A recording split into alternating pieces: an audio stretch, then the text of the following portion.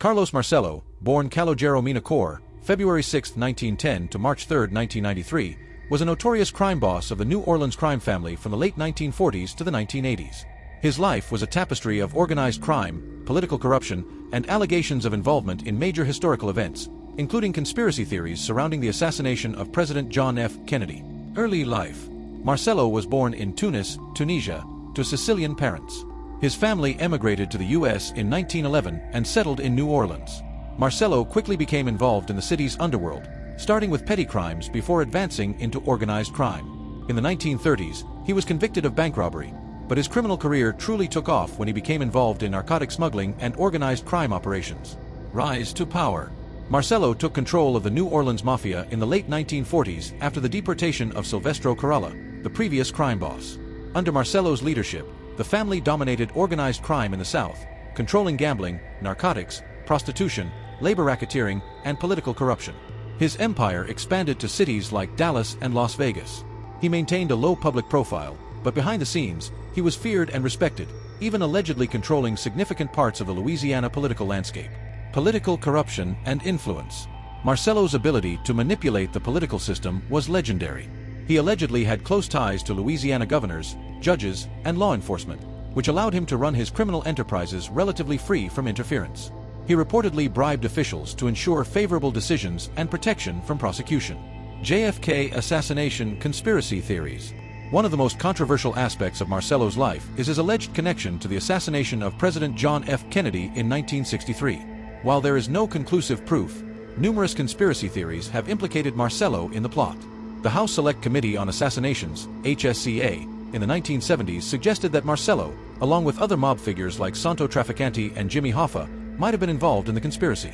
The motive, according to some, was Kennedy's crackdown on organized crime and the actions of his brother, Attorney General Robert F. Kennedy, who had aggressively pursued organized crime figures, including Marcello. Marcello allegedly expressed animosity toward the Kennedys. There are reports that he once said, in a conversation overheard by an FBI informant, that to get rid of Robert Kennedy, they had to cut off the dog's head, referring to President Kennedy. Some theorists argue that Marcello's desire to protect his criminal empire and retaliate against the Kennedy administration was enough to motivate involvement in the assassination. However, these claims remain speculative and unproven. Legal troubles and decline.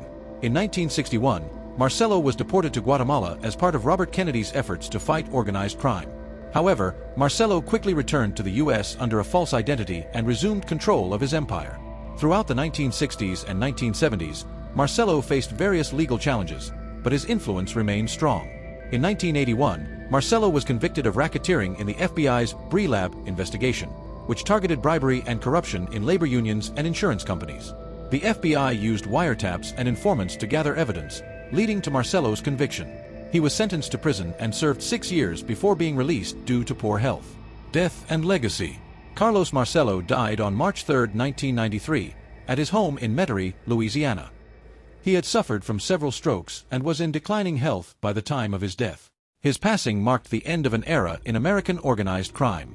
Although he was never conclusively tied to the JFK assassination, his name remains inextricably linked to it due to conspiracy theories. Documentary and conversations.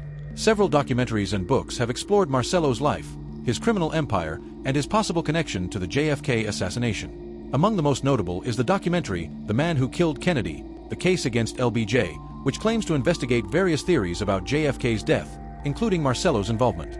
Other works like Mafia Kingfish, Carlos Marcello and the Assassination of John F. Kennedy by John H. Davis present an in-depth account of Marcello's life, detailing his rise in the mafia and the allegations that he played a role in the Kennedy assassination.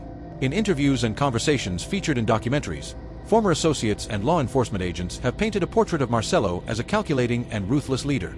His control over the political landscape in Louisiana, his ability to evade justice for years, and his alleged vendetta against the Kennedys are recurring themes. Conclusion. Carlos Marcello remains a fascinating and enigmatic figure in the history of American organized crime. His rise to power, his entrenchment in political corruption, and the conspiracy theories surrounding his involvement in JFK's assassination continue to captivate historians and true crime enthusiasts alike. While his direct involvement in Kennedy's murder remains unproven, his influence over the criminal world in the mid-20th century is undeniable. Thanks for tuning into Sika True Crime Docs. If you enjoyed this story, don't forget to like and subscribe for more captivating tales. Your support helps us keep bringing these stories to life. See you in the next episode.